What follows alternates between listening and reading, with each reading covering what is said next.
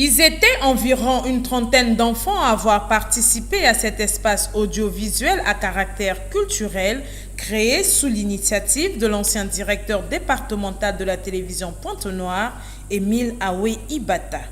Chant, danse, récital, simulation de présentation de journaux télévisés, tel a été le contenu de cette grande cérémonie marquant la fin d'Anivac.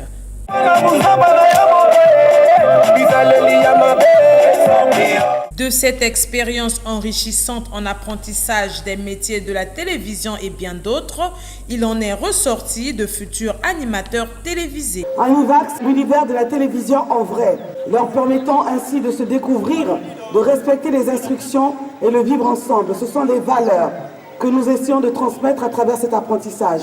Mesdames et messieurs, le but de cette émission est de permettre une prise de conscience individuelle et civile afin de développer l'esprit critique et la prise d'initiative, car en éduquant un enfant, on éduque aussi les futurs adultes.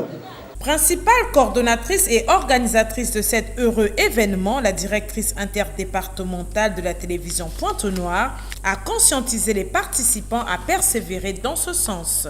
Pendant que les rideaux d'Anivac se referment, permettez que je m'adresse d'abord aux parents ici présents et à ceux qui nous suivent en direct sur 199.25 MHz et sur le canal 6 de la TNT.